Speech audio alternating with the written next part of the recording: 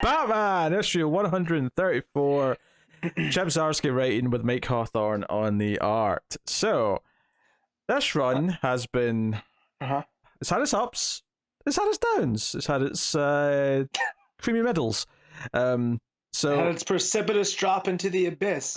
Well, here's the thing, right? So, the failsafe arc was mostly good, but there was constantly these little ideas that were like, really, we're doing this? But then it ended up being really good. So for the most part, I didn't mind. Then we went to this, jumping to a different universe story arc. And it's like, why are we doing this? I don't know if I like this idea that much. But it's well written enough, and it's trudging along. Definitely like it less than the failsafe arc, though. And then, I think it was last time, it was like, hey, this guy on this universe, this is this world's Joker, but he never became the Joker.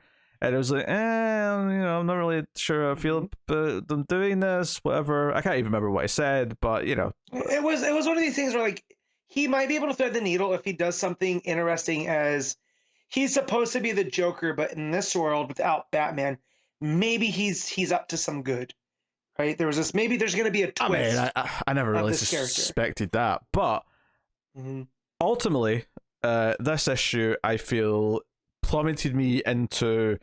I don't think this run can fully recover from this for me. Which is basically to say, like, the rest of it might be fine, and I'm not going to stop reading it. It's still relatively well written and easy read, and if nothing else, it's probably going to be entertaining to talk about. But this issue and what this arc has been doing is just kind of like, there's no way I'll ever look at this run as a special run anymore. Like, this is always going to be kind of a weird run, even if the rest of it's great to me now. I appreciate Zdarsky for taking big swings. However, this one, when he tries to explain some of the motivation, I just kind of blanked out. Joe, the sad part is, though, is I actually think there's a concept in here that's kind of interesting, but I think the execution is just so bland that it's impossible to really enjoy. So basically what we find out here is that the rich guy who's the Joker but not the Joker, he's Red Mask, right? Maybe we found out last issue, I can't remember. But no, it was this issue. Was this issue, right? Yeah. Which makes sense, because Red Hood, Red Mask instead. There was kind of a hint, right? Whatever. So he starts monologuing to Batman, and it turns out, in that this part of it, on its own in a vacuum, I can see this being a great story where this Joker on this Earth had some encounter with the multiverse where he actually saw through the eyes of the Joker, right? Or like the real Joker that we all know from the main universe. And the feeling of freedom that he has because he's totally like left behind all reason, and because he's completely unhinged, and he's free to just be whatever he feels like. This guy, this version of him became obsessed with reaching that, and he's looked through his eyes many times. He's seen this Batman through the real Joker's eyes. And his goal is to somehow have that same transition. He wants to turn himself into the Joker, because the idea of like and I almost got like a Lovecraftian, like someone who's trying to unlock Cthulhu or something. But in this case, he's trying to understand the madness, but understanding the madness will only drive you more mad. Right? That all sounds like, it's on paper. I'm like, I don't like that we've named him and we're saying this is who the Joker is before he's the Joker. But on some level, I could see like a weird... it's the easy way to say it, but I could see like a weird, obscure David Lynch version of this story that I love, where you're sort of unlocking that it's this guy trying to, access this really weird thing, this deep, dark, like, insanity in his head. And that's, what the real Joker is, and he's trying to reach that. That's all very interesting. Yeah. The problem is that it's just a villain monologuing and explaining his story to Batman. There's even a line at the start of the scene where he says, "Oh, I've never gotten to tell anyone my genius plan before." Oh, so you're about to then. We're about to have the villain monologuing about what they're doing. I didn't really like it all that much, especially since all it kept doing was solidifying that this guy, whatever his name is what the Joker's name is. And then to just add insult to injury, we then spend half the issue with this universe's version of Ghostmaker fighting Batman. Ghostbreaker, Pete. Well, he's Ghostbreaker here, but he's because he has Venom now. And all it is they're fighting, and Ghostmaker's like, you've trained with so and so, and you've trained with so and so. This is fascinating. as someone that enjoyed the night, I will say I enjoyed Zdarsky tying that in just a little bit. But having to deal with Ghostmaker again, not for. I stopped reading and I was like, when is this part over? Okay, it's only a couple pages. I'll just breeze through. Like, because I appreciate the respect to recent continuity. I do. I hate when writers completely ignore what just happened in the other run. You know, I do love that, but I just don't like this character. So the last thing I needed was more of this. And then on top of that, you've got a kind of maybe evil Superman locked down in this Arkham basement along with Lex Luthor. Did you understand that? What you mean? Where Batman was able to intimidate him so much that he just left because he's effing Batman? with an evil eye, like he gave him the stanky eye. He gives him the Undertaker stare. Yeah, like, Batman, he says in his narration, roll the eyes back, do the voice, and I'm like, all right. I don't get it. So, like, there's been these little hints though, because like when Batman survived free falling from the moon down to Earth, or just other moments where he's just a little bit too good at something, and we kind of like, oh, is this Zdarsky playing into what we don't like about Batman a little bit? And I say this as someone who loves Batman and thinks Batman's fantastic. You're obviously a bit more mixed, but we've had those problems with him, and I feel like this issue is like, I can stare down and scare Superman, and I'm like, this is a convict Superman that's been locked in this Arkham cave system. That, like, really a bad day, a dude rolling his eye backs and screaming, Superman's just gonna go flick. Right, he backs off in fear and flies away. It's just, I don't know. And on top of all this, I thought he Charlie Dayed him. That's what he did. He wild carded him. On top of all that, I don't think the art's that great. I think Mike Hawthorne's art in this issue, it's more miss than hit. It's got a lot of weird mouths. There's that first page where not Joker's talking to his boardroom and stuff, and he's just got these weird lips that are just kind of. Well, they're trying to drive home the Joker iconography, right? Of the smile with the mouth. They're trying to draw attention to it. I mean, they're trying to. It just kind of looks weird, though. It does look weird. There's so much conceptually. Like, it's still well written for the most part. As much as I said, the execution's part of the problem. When I say the execution, it's not so much how it's written. It's more the execution and, like, he's treating this story too straightforward. I don't know. Like, I feel like if you're going to do some sort of wacky multiverse story where it's this guy who's really like this universe's version of the Joker who never became the Joker, and he's like had a glimpse of what the Joker is like internally, and he's trying to like kind of find that. Like, that sounds like a cerebral, like effed up, like nightmare of a story that you could tell about someone like reaching for that darkness inside them or something, right? And instead it's just, I'm going to monologue because I'm a supervillain. It's so freaking boring. I hated this issue. Yeah, I do like his punchline is called Crimson, though, matching the theme, right? That she's still's working with Joker, but instead of being punchline, she's a shade of red to go with red mask. So I thought that was pretty cool. I'm not gonna lie, the final plan, right? That he's going to introduce this gas that's going to drive everybody crazy. It's like this toxin. And Batman stops it by throwing this massive switch. Very pulpy, very kind of fun.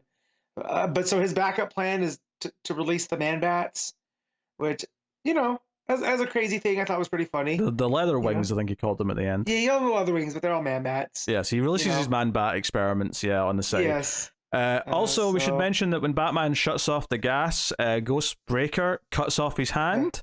So, what, is Batman going to get a robotic hand now or something? What's happening here? I still feel there's something to do with the multiversal Bruce, right? That has the energy of that was like 2 issues ago. He talked about the corpse of the Bruce Wayne from that world had multiversal. Oh, Jay's going to steal that hand? He's going to steal the hand of the I don't know Bruce? if it's going to steal the hand or there's going to be some timey-wimey. This is one of these things where it got to the hands cut off, and instead of gasping and going, oh my god, Batman just lost a hand, my first thought was very cynically, oh, this is something we have to fix now. Like that was my first thought. I wasn't lost in the moment of the story. I was like, oh, this is something we have to fix by the end of this arc or run. We have to somehow give him his hand back now. all I could see was the future writing issues with it rather than the dramatic shock of the moment. Right. Oh dear. I'm gonna be honest. I didn't notice the hand got cut off, so now I'm trying to pull up my digital issue to look and see how I missed this. So there's a red panel just after he does the switch, but then the next time you see him in the next page, he's losing. He's got a stump. He's got a bloody stump. We also got the Alfred and Leslie stuff. That's what's it's like 2 pages. That's fine. I have no complaints. I liked it though. It was Alfred being like, Leslie, you gotta come. She's like, I can't. I'm a doctor. People need help. Yeah, I can't. Oh yeah. Yeah. Oh, Matt's found it. He's finally found the page. There you go. I found it. It's on the same with Punchline as Crimson. It's the second. It's the second last page. Yeah. Oh my god. Yeah. Also, it's worth mentioning that the leather wings are all got backpacks that are releasing this gas. Poison gas. So they're still spreading the gas. So that's still happening. Yeah. It's just this is more of an air deployment system. Right. Instead of sending it through the crane, they called it crane brain, which I thought was also great. It was a fun little rhyme. Yeah. The gas that was making everybody a little bit fearful that Joel had talked about. So, yeah. Yeah. Yeah. I did not even realize he was missing a hand. He pulled away, he had a stump. I did not like this issue. The story concepts that it's doing, even though I think there's an idea in there that could be interesting, if it, like something that looks and like reads like Arkham Asylum from Grant Morrison might like fit that idea that some sort of demented sort of visuals and stuff. But this is just such a typical superhero comic, and nothing feels like a big deal. Like it just. I don't know. Everything about this is underwhelming. I think the concept is fine, well enough, but the actual monologue and the explanation just felt like such a nothing scene. It felt like we've not earned this. It doesn't feel exciting. It doesn't feel like we're just being gut punched because oh shit. Like, and part of it's because they telegraphed it too much with a smile in the previous issue or two. So I hate it, Matt. I hate it. I hate this issue. Yeah, I did. Did you read the backup? I did read the backup. Okay. Because we had been reading the backup. Now, does the hating it, does that involve the backup or not? Because there are parts of the backup that I enjoyed. I mean, I don't made this salvageable. Almost. I mean, Superman dressed up as Batman to make Gotham think Batman's still around for a little bit is amusing enough. Like, I have no problem with that. I like Tim going and talking to his mom. Well, see, now I wasn't this sure about this because it's not, again, conceptually I have no problem with it, but it's the same problem with the Joker or the other world confessing these plans to Batman, is that it feels so rushed and unearned. It just, Tim just decides to jaunt to a different universe on his way to try and save Batman. He's like, you know what, I'm going to dip out and go to a universe where my mum's still alive just so I can talk to her. And they have like a 3-page conversation or something like that. Well, it was this weird thing where he's going through the time, right? He has Mr. Terrific has kind of made him like this multiversal suit. And so, but he has to keep focusing on Batman to find Batman because of the signature. But for whatever reason, he lets his mind wander to his parents, and that's what takes him there. So I didn't get if that was supposed to happen, right? He let his mind wander, or for whatever reason. It's one of these things. It's not clear. It's one of these things where a conversation between Tim and like another version of his mother, where he gets to open up about a lot of things and explain who he is, like that should be like, I always go back to, there was an issue of Straczynski's Spider-Man where Aunt May found out Peter was Spider-Man, and there's an issue just called The Conversation, and it's just the two of them in a room talking for the entire issue, and like all the big details you expect to come up. And I'm not saying this deserves the exact same amount of weight as that, but this is so quick and fluffy and just like a quick thing in a backup that it felt like there was just no weight to it. It felt like a nothing thrown out there moment. I get that, but I did like the sentiment nonetheless. Because this is a guy that they are evolving Tim into a different character to where he was always like the best Robin, and now I'm starting to feel like he is like coming around to be his own character in the way that Dick Grayson has, and him going and seeing his mom kind of fits in with that. Like, he's not trying to be the emotional distant person that Bruce was, right? Like, he was always meant to be the heir to the cowl, until Damian showed up anyways. and stuff. So the fact that they're trying to make him this person that has, a personal life outside of all of that, and him going to see his mom, I feel like that's something like Bruce would never do, right? Because Bruce doesn't want to upset the tilt of the multiverse or whatever. Bruce is very self-punishing in that way. Whereas I feel like Tim taking this time to go do that gives a little piece of his character. Yeah, I don't. I was never on board with the multiverse story for this arc in the first place, even though there was definitely good parts of how some of those earlier issues were written. But this issue, I think, just like it became everything. It just became everything like I didn't want from it, or actually even worse, it kind of introduced me an idea that actually sounded interesting, but just did it in the most bland, generic way. And the backups just kind of feel like, Tim's going multiverse hopping, and I'm sure he'll eventually show up in the same universe as Batman and help out. Like, that's probably what we're building to, and that's fine. Yeah. But goddamn, like Zdarsky, at the end, I don't know what you're doing here, man. But yeah, at the end, like this is a far cry from the Zernar stuff, right? Like him telling that story in the back, and it was informing the story that's going on. These just feel like a little bit like they're concurrent, but I don't see how they overlap yet. But like, at the end here we see, all these different versions of Batman. Like you have the vampire version. What was that miniseries called? Is that Crimson? Is it Crimson Rain or Blood Rain? Is it something like that? I don't know. I don't know. It's got Vampire Batman. It's got Gotham by Gaslight Batman. It has what looks like the Blue Cowl, the Batman of Russia. An armored Batman of some kind. I don't know where he's coming from. You have the Dark Knight Batman in there. So like they're playing with these tropes, these well-known different versions of Batman. But like in this backup, we're not going to get meaningful, like you said with this one. With him, it's just going to be him reality hopping. Yeah, I think part of it is just that multiverse stuff is overdone right now. Although it is notable that we're going to talk about Adventures of Superman, and I think that's a good example of how to do a multi-universe story. Oh yeah. But that's because there's actual motivations and there's already a tie to like characters in other universes, and there's things there. But there's proper stakes there that Taylor's been playing with. Versus here, where Zdarsky's just like, I'm telling a multiversal story right now. Yeah, and like so much of this, like, she's not my Selena. Don't get attached, Bruce. She's not my Selena. I'm like, oh god, I'm so sick of this trope. Like, I've seen it too many times. Yeah, I get you. Yeah, I saw it. So Pete usually he keeps his comic book opinions pretty much to himself until we record. And I saw it today as I was waiting for my food before we recorded, and I was like, oh man, we line up on this. I was too mad. I was mad. I didn't like the issue one bit, and Batman's got a stump. That might be my battle of the week now.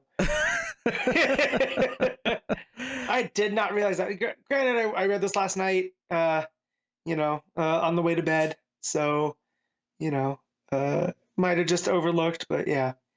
Yeah. Or I just was so disengaged by that point that I was just trying to get through the book. That's probably more to it. So yeah, it's a shame because I don't, I would never have expected feeling this way from Zdarsky, but I just this arc ain't it. This arc just ain't it. Nope. So I'm not looking forward. Detective is so much better right now for me that it's not even funny. All right, what are you rating Batman 134? I'm giving this a 5. Yeah, I'm gonna go with a 4. I'm gonna be extra solid. I probably would have went with a 5, but I also didn't think the art was, I thought the art had like sort of smooth, like simplistic faces at times. I wasn't feeling it too much, so I think overall I'm going with a 4. Did not like this issue one aspect.